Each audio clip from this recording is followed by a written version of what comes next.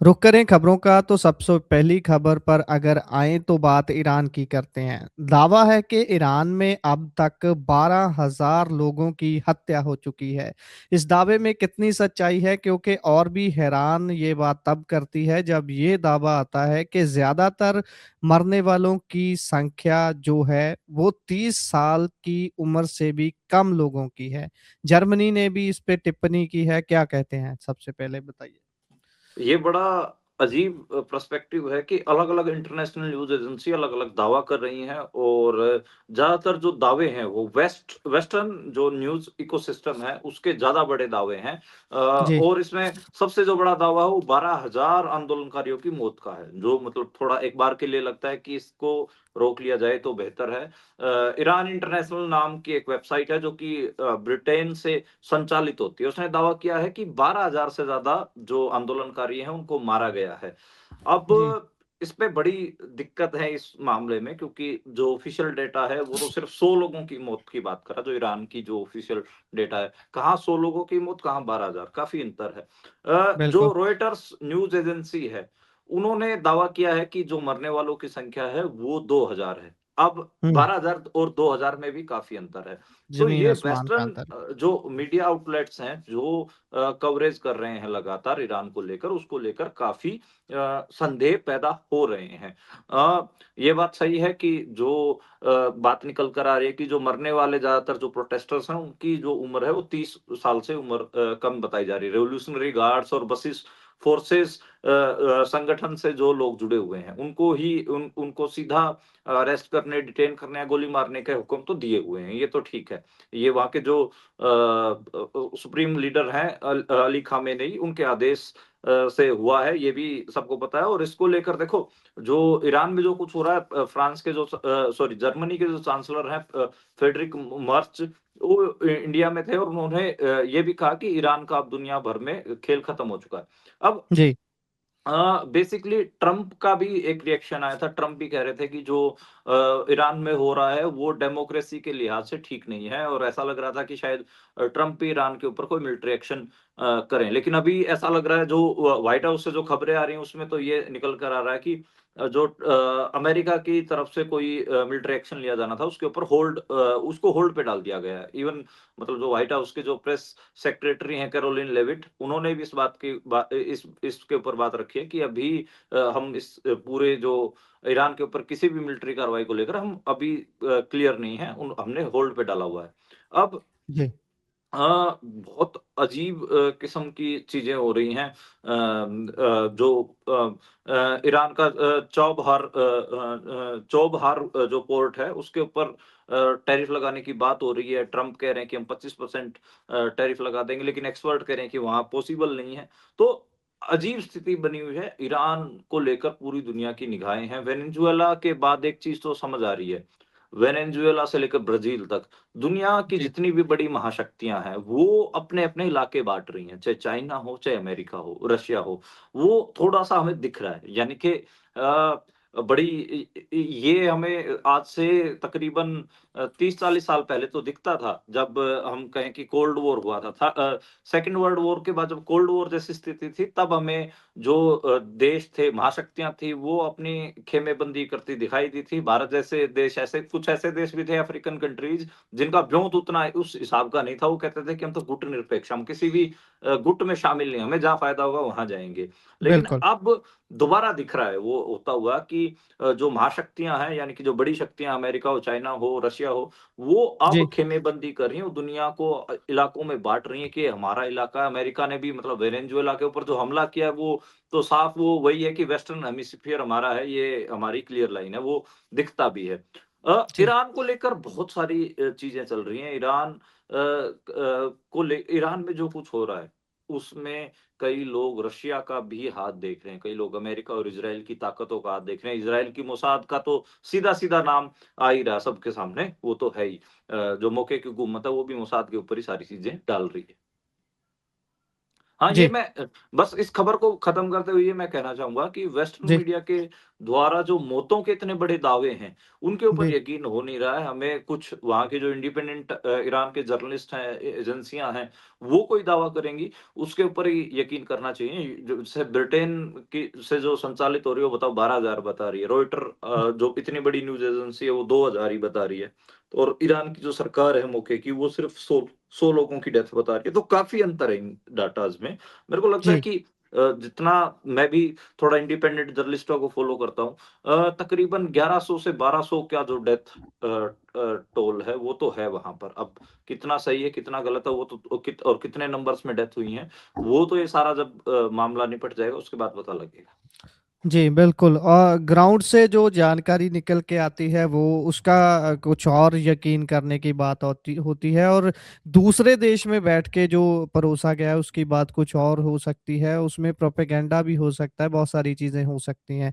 अगर इससे आगे बढ़े तो बात बांग्लादेश और भारत के बीच में जो इस समय डिप्लोमैटिक तौर पर स्थिति बनी हुई है उसकी करें, तो ये स्पोर्ट्स के क्षेत्र में भी बिल्कुल थम नहीं रहा। अभी बांग्लादेश बोल रहा है कि उनकी जो टीम है वो वर्ल्ड कप खेलने के लिए भारत नहीं आएगी, क्योंकि टी20 वर्ल्ड कप भारत में होना है। तो वो अड़ गए हैं इस बात पर। क्या है उनका कहना, क्यों वो नहीं आना चाहते इंडिया खेलने? देखिए, आप सबको आईपीएल वाला विवाद पता है, जो कोलकाता नाइट राइडर्स ने बांग्लादेश के खिलाड़ी को खरीदा था और उसकी आखिरी में बीसीसीआई ने उसको बैन कर दिया और उसको खेलने से मना कर दिया कि आप आईपीएल में नहीं ख खेलेंगे। और वो हम सबको पता है कि जो 4-5 फ्रिंज एलिमेंट जो बाबा टाइप के हैं भारत के, उन्होंने उसकी माँग उठाई थी। खैर ठीक है, चलो बिल्कुल। वो विवाद हुआ। उसके बाद बांग्लादेश क्रिकेट बोर्ड ने, बीसीबी ने अपने खिलाड़ी के लिए स्टैंड लिया और हुँ, स्टैंड भी ऐसा लिया कि हम जो टी20 वर्ल्ड कप हो रहा है, वो इंडिया में नहीं खेलेंगे, क्योंकि बांग्लादेशी कह के भारत में मॉब लिंचिंग्स चल रही हैं। उनको अपने खिलाड़ियों की सिक्योरिटी की चिंता है। अ, तो उसको लेकर बीसीबी ने प्रेस नोट भी रिलीज़ भी जारी किया। उन्होंने कहा कि हम अपनी माँग को दोबारा दोहराते हैं और आईसीसी से रिक्वेस्ट करते हैं कि हमारे जितने भी मैचेज़ हों, श्रीलंका में खिलाए जाएँ। यानी कि श्रीलंका, क्योंकि हुँ, साउथ एशिया की स्थिति ऐसी है कि बांग्लादेश और श्रीलंका और भारत में कोई ज़्यादा अंतर है नहीं। मतलब फ्लाइट्स ये जितना हमको पता है कि चेन्नई से दिल्ली का समय लगता है, उससे थोड़ा-सा ज़्यादा समय ही हमें जो श्रीलंका की फ्लाइट्स के लिए लगेगा। तो जी, ये एक माँग की गई है कि हमारे जितने भी मैच हों वो श्रीलंका में हों, और उन्होंने माँग दोहराई है।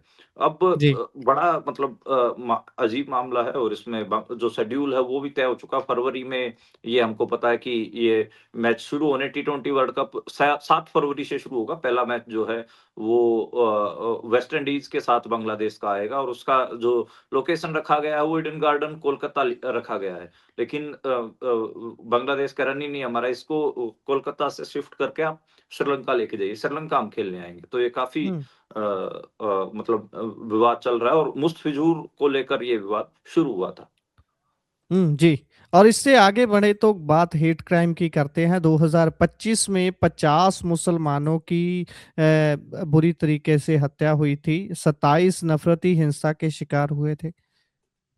ये हेट क्राइम्स का जैसे मतलब आप देखेंगे कि पिछले काफ़ी समय से हम ऐसी खबरें करते ही हैं जिसमें बांग्लादेशी कह के मुसलमान को भीड़ पीट-पीट के मार देती है। पिछले 1 महीने के अंदर ही हम 3 खबरें कर चुके हैं। तो बिल्कुल। 50 जो मुसलमान हैं उनकी एक्स्ट्रा जुडिशियल किलिंग की जो साउथ एशिया जस्टिस कैंपेन है, उन्होंने ये रिपोर्ट जारी की। उनके उनके मुताबिक ये कहा गया है कि 2025 में भारत में कम से कम 50 मुसलमानों की एक्स्ट्रा जुडिशियल किलिंग हुई है। रफ जस्टिस के इसमें मामले हैं। 27 मामले तो ऐसे हैं जिनमें मतलब सिर्फ़ धार्मिक पहचान के आधार कि ये मुसलमान है, इसको अ, क करके उन्होंने मार दिया। मतलब 23 लोग ऐसे हैं जिनको पुलिस और जो सिक्योरिटी सुरक्षा बल हैं, उनको उनके द्वारा कार्रवाई में मारे गए हैं। 27 तो ऐसे हैं जिनको भीड़ ने पीट-पीट के बांग्लादेशी कह के मार दिया। अब आप जी। बताइए कि आप लोगों का जो रिएक्शन था कि बांग्लादेशी खिलाड़ी भारत में नहीं खेलेगा, वो किस वजह से हुँ, था? क्योंकि 1 महीने के अंदर वहाँ पर 3 हिंदुओं की मौत हुई थी। ठीक है? जी, ये यही रिएक्शन था। अब इधर आपका इसके ऊपर बांग्लादेश क्यों नहीं, बांग्लादेशी हैं वो क्यों रिएक्शन नहीं देंगे कि जी आपके यहाँ पर भी तो 50 मुसलमानों की एक्स्ट्रा जुडिशियल किलिंग हुई है, जिसमें 27 तो जी, भीड़ ने बांग्लादेशी बता के या मुसलमान बता के मारे हैं। बिल्कुल। तो ये तो रिएक्शन तो होगा। ख़ैर बड़ा शर्मनाक है और जो रिपोर्ट आई है जो साउथ एशिया जस्टिस कैंपेन की, इसको इसको लेकर काफ़ी चर्चा भी हो रही है और इसमें सबसे ज़्यादा जो खून-खराबा दर्ज किया गया, जम्मू-कश्मीर में दर्ज किया गया, वहाँ पर 8 कश्मीरियों की मौत की खबर है और फिर उत्तर प्रदेश का नाम आता है, उत्तर प्रदेश में 6 जो मुसलमान हैं वो मारे गए हैं। हालाँकि उत्तर प्रदेश में दर्जनों हाफ एनकाउंटर्स भी हैं। हाफ एनकाउंटर आप जी, समझते होंगे, इसमें वो कहते हैं कि हम पंचर कर देते हैं, लंगड़ा कर देते हैं, उसमें। जी, तो दर्जनों मुसलमानों के ऐसे हाफ एनकाउंटर मिलेंगे और छत्तीसगढ़ में आदिवासियों का खून भी बहा है। तकरीबन बिल्कुल। 275 आदिवासियों के मारने की खबर है, जिसमें हुँ, मतलब माओवादियों को मारने की खबर है और उसमें बहुत सारे आम आदिवासी भी हैं। तो जी, अब 2026 का जो हम सबको पता है कि जैसे-जैसे चुनाव नज़दीक आएँगे बंगाल के, असम के, तो ये जो ध्रुवीकरण है इसको और बढ़ाया जाएगा। बांग्लादेशी जो घुसपैठिए का नैरेटिव उसको और शार्प किया जाएगा भारत में। जी, बिल्कुल। और इससे आगे अगर हम बढ़ें तो बात वन की करते हैं, जंगलों की करते हैं। 18% 18 गुना ज़्यादा वनों का विनाश हुआ है। ये कब की और कैसी रिपोर्ट है? अ देखो, ये बड़ा अजीब लगेगा आपको। ये रिपोर्ट जी, कोई ऐसी-वैसी रिपोर्ट भी नहीं है। आईआईटी बॉम्बे की ये रिपोर्ट है और उसमें उन्होंने 2015 से लेकर 2019 तक 4 साल की स्टडी किया है। उन्होंने कहा कि अगर 1 किलोमीटर स्क्वायर फीट एरिया अगर इंडिया ने नया फॉरेस्ट खड़ा किया, तो उसके पीछे अगर आप देखेंगे तो 18 किलोमीटर स्क्वायर फीट यानी कि 18 गुना जो फॉरेस्ट है उसको उजाड़ दिया। काफ़ी 18 और 1 का अनुपात यानी बहुत ज़्यादा है। यानी कि 1 पेड़ लगाया तो 18 काटे हैं, ठीक है? हुँ, बहुत बड़ा फ़ॉरेस्ट कवर होता है जिसको उजाड़ा गया है और इसी के कारण जो अपन कहें कि क्लाइमेट चेंज जैसी भारत में चीज़ें देखने रही हैं, एक्सट्रीम वेदर कंडीशंस देखने को मिल रही हैं, एकदम से तेज़ बारिश हो जाना, एकदम से फ्लैश फ्लड आ जाना, एकदम से आँधियाँ चलना, एकदम से कितने सारे तूफ़ान हमने जो कोस्टल रीजन्स पर देखे, कितना सारा जो अलग-अलग एक्सट्रीम क्लाइमेट कंडीशंस हैं, हमने हिमालयाज़ में देखी, डेज़र्ट में देखी, तो उन सब चीज़ों का मामला है। इसमें दिक्कत किन-किन को हो रही है, एक तो कोर शब्द इस रिपोर्ट में इस्तेमाल किया गया है, उसमें कहा गया है कि बड़े और जो अखंड जो बड़े वन क्षेत्र हैं, उनकी वजह से जो जैव विविधता है, उनको खतरा हो रहा है। दूसरा ब्रिज एंड लूप्स के बारे में बात की है, जो 2 जी, अलग-अलग कोरों को जोड़ता है। आइलैंड्स की बात की है, जो छोटे-छोटे अलग-थलग वनों के टुकड़े होते हैं। तो इन 3 श्रेणियों में बाँटा गया है और इसमें बहुत जो भारी नुकसान है वो हुआ। इसमें आंध्र प्रदेश, तमिलनाडु, कर्नाटका, राजस्थान यहाँ पे सबसे ज़्यादा जो वन का लाभ देखा गया, लेकिन सबसे ज़्यादा जो हानि, जो नुकसान देखा गया वो तमिलनाडु और पश्चिम बंगाल में और मध्य प्रदेश में देखा गया। तो ये काफ़ी अपन कहें कि दिक्कत आएगी आगे, आने वाले समय में काफ़ी मुश्किलों का सामना इंडिया को करना पड़ेगा क्योंकि बड़े लेवल पर इंडिया में जो फ़ॉरेस्ट कवर है, वो कम हो रहे हैं। जी। और हम हर रोज़ खबरें करें और उसमें किसी घोटाले की बात ना हो, ऐसे नहीं होता। आज के अगर इस बात पे चलें, घोटाले की खबर पर चलें, तो पीएम कौशल विकास जो योजना है, उसमें ये पाया गया है कि 95% बैंक खाते अमान्य या फिर खाली मिले हैं। इसको कैसे देखा जाए? ये घपला किसके लेवल पर हुआ है? अधिकारियों के लेवल पर या फिर नीचे आम लोगों ने ये सरकार के साथ ठगी कर ली है? बेसिकली सीएजी की रिपोर्ट का हवाला दिया गया है कांग्रेस के द्वारा। कांग्रेस ने इस इश्यू को उठाया है और इसमें कांग्रेस के जो नेता करण गोपीनाथन बेसिकली जो फॉर्मर आईएएस भी रहे, आईएएस की नौकरी छोड़ के वो कांग्रेस में शामिल हुए थे। करण गोपीनाथन ने इसके ऊपर प्रेस कॉन्फ्रेंस करके बताया कि 2015 से 2022 के बीच में जो ऑडिट हुआ है, उसमें ये सामने आया है कि 95% जो लाभार्थी थे, उनके बैंक खाते या तो खाली निकले हैं या मान्य निकले हैं या फिर वो मिले ही नहीं कि वो बात बंद करवा दिए गए हैं। और हुँ, इसमें ये है कि जो सीधे तौर पे जो पैसा ट्रांसफ़र किया गया, वो कहीं न कहीं घोटाले की तरफ इशारा कर रहा है और उन्होंने ये बताया कि 12,000 से अधिक बैंक खाता नंबरों का उपयोग 52,000 से अधिक उम्मीदवारों के लिए किया गया है। यानी कि बैंक खाते कितने 12,000 और जो कैंडिडेट्स थे वो 52,000 तो हुँ। यानी कि बा 12 पंजे 60 होते हैं, उससे बाला 12 पंजे 48 पंजाब में चला हुआ, ख़ैर। तो 12 बिल्कुल। चौक हाँ, 12 चौक 48 की अगर बात करें तो यानी कि 4 एक कम से कम 1 बैंक खाते के ऊपर 4 कैंडिडेट थे। तो ये एक हुँ, दिखाता है और 61 लाख जो प्रमाणित उम्मीदवार हैं, उनका जो रिकॉर्ड निकाला जा रहा है, वो मिल ही नहीं रहा है कि उनका रिकॉर्ड कहाँ गया है, वो भी पता नहीं लग रहा है। तो ये बड़ा मामला है और इसमें बिहार, ओडिशा, महाराष्ट्र जैसे सूबों को बहुत ज़्यादा फंड जारी हुआ, उसमें कहा जा रहा है कि ये बड़ा पैसा कहीं न कहीं लूट की तरफ गया, यानी कि इनकी कहीं न कहीं इसमें करप्शन हुआ है। जी। और इससे अगर हम आगे बढ़ें अगली खबर पर जाएं तो जहां चुनाव वहां ईडी ने फाइलें खोली। ये इसको कैसे समझे? वैसे तो पहले ही बोला जाता है ईडी सीबीआई को सेंटर की सरकार के पिंजरे का तोता, और अभी इसको कैसे देखा जाए?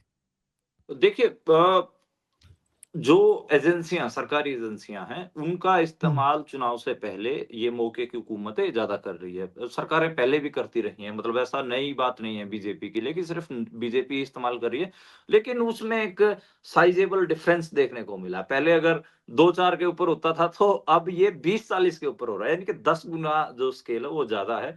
अभी हम्म। जो जि इस पैटर्न को स्टडी किया गया है पश्चिम बंगाल के इलेक्शंस को लेकर। इससे पहले हमें पता है झारखंड, दिल्ली और महाराष्ट्र में देखा था, तो उस पैटर्न को भी स्टडी किया। उन तीनों सूबों के महाराष्ट्र, दिल्ली और झारखंड में जो हुआ था, उनके ऊपर भी ईडी ने पुराने मामलों में कितनी कार्रवाई की, नए छापे कितने मारे, तो वो स्टडी किया गया है। ऐसे ही अब पश्चिम बंगाल में लगातार छापे चल रहे हैं। उसमें कभी वहाँ के आईटी सेल के चीफ के ऊपर छापे पड़ जाते हैं, कभी किसी तृणमूल कांग्रेस के सीनियर नेता के, कभी आईपैक के ऊपर छापे पड़ जाते हैं, तो काफ़ी छापे वहाँ पर चल रहे हैं। और तमिलनाडु, केरल और असम, पौंडीचेरी में भी अब फाइलें, पुराने मामलों की जो फाइलें हैं, वो खुलनी शुरू हो गई हैं और वहाँ पर भी छापेमारी शुरू हो गई है।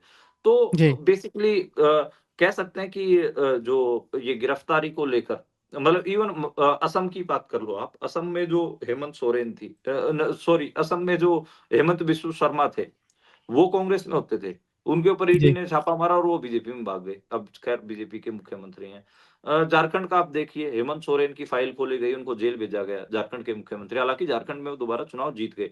तो ऐसे जी। चीज़ें दिख जाएँगी। ईडी का जो पैटर्न है, उसका एनालिसिस अब पिछला चल रहा है और इसमें ये निकल कर आ रहा है कि ज़्यादा ईडी उन राज्यों में एक्टिव होती है जहाँ जो इलेक्शन ईयर में जो सूबे होते हैं। तो ये अपने जी। आप में ईडी का जो गलत उपयोग है वो किया जा रहा है, वो तो सामने ही है हमारे। जी, बिल्कुल। और इससे आगे अगर हम बढ़े तो उधर जगदीप धनखड़ एम्स में भर्ती हुए हैं, उनकी सेहत को लेकर अच्छी खबरें नहीं आ रही। हाँ जी, जगदीप धनखड़ जो साबका वाइस प्रेज़िडेंट थे इंडिया के, जिन्होंने पिछले साल एकदम से इस्तीफ़ा दे दिया था हेल्थ कंडीशंस का हवाला देके। तो ये खबर आई है कि 1 हफ्ते के अंदर 2 बार बेहोश हुए हैं। उनकी एमआरआई और मेडिकल टेस्ट एम्स में कराए जा रहे हैं, उनको भर्ती करवाया गया है। और पिछला सितंबर में नया उपराष्ट्रपति चुन लिया गया था। 21 जुलाई को उन्होंने मतलब इस्तीफ़ा दिया था, तो तकरीबन 6 महीने हो चुके हैं उनको इस्तीफ़ा दिए हुए। और वो बाद में पता चला था कि वो अपने फार्म हाउस में ज़िंदगी व्यतीत कर रहे थे। अभी सामने आया है कि वो अपना मेडिकल इलाज एम्स से करा रहे हैं और अब उनका एमआरआई और जो मेडिकल टेस्ट है वो हो रहा है। अब 1 हफ्ते में 2 बार वो बेहोश हुए हैं। तो काफ़ी स्थिति उनकी गंभीर बताई जा रही है। 74 इयर्स के हैं, वैसे इतनी मतलब कोई ज़्यादा उम्र तो नहीं है, लेकिन अब अभी ये माना जा रहा है कि उनको लगातार जो मेडिकल इंटरवेंशन उसकी ज़रूरत होगी, लगातार मेडिकल चेकअप्स करवाने होंगे और मेडिकली उनको लगातार देखा जाएगा, रेगुलरली उनको निगरानी में रखा जाएगा। जी।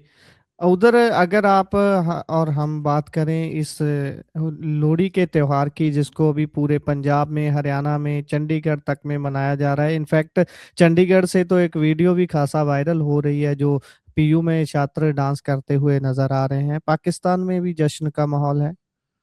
हाँ, आप कह सकते हैं कि साउथ एशिया का जो ये वेस्टर्न रीजन है, नॉर्थ वेस्ट रीजन है, वो पूरा ही इसमें शामिल होता है। और आप दिल्ली से लेकर पेशोर तक आप देखेंगे, तो आपको दिल्ली से लेकर पेशावर तक ही आपको इसमें लोहड़ी के रंग जो दिखेंगे। और लोहड़ी हम सबको पता है कि एक एग्रेरियन फेस्टिवल है।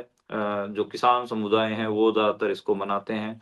और इसमें दुल्ला भट्टी की जो फ़ोकलोर है वो गाई जाती है। और दुल्ला भट्टी को जो पंजाबी हैं, वो एक ऐसे पंजाबी सपूत के तौर पर याद करते हैं जो जिसने अपनी मिट्टी का कभी सौदा नहीं किया, जिसने लड़कियों के लिए, पंजाब की लड़कियों के लिए, पंजाब की मिट्टी के लिए, पंजाब के खेतों के लिए, पंजाब के किसानों के लिए लड़ाई लड़ी मुगलिया सल्तनत से, और वो फिर शहीद भी हुए।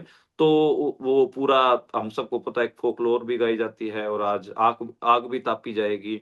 मूँगफली, रेवड़ियाँ और जो खील मखाने होते हैं और जो छल्लियाँ होती हैं, उनके जो भुट्टे होते हैं, वो सब जी, इस लोहड़ी के रंग में हमें देखने को मिलते हैं। पंजाब यूनिवर्सिटी में बेसिकली जो लोहड़ी है, उस दिन डीजे बजाया जाता है, आग जलाई जाती है, लकड़ियाँ जलाई जाती हैं। उसमें जो पंजाब यूनिवर्सिटी के स्टूडेंट हैं, वो खूब नाचते हैं। पंजाब यूनिवर्सिटी की एक आपको मैं बताता हूँ कि 3-4 फेस्टिवल ऐसे हैं, जहाँ पे आपको सेट पैटर्न है। डीजे बजेगा, वहाँ पर उस त्योहार को मनाया जाएगा और पूरा बड़ा शानदार तरीके से मनाया जाता है। पाकिस्तान में भी लोहड़ी को बहुत ज़्यादा मनाया जाता है।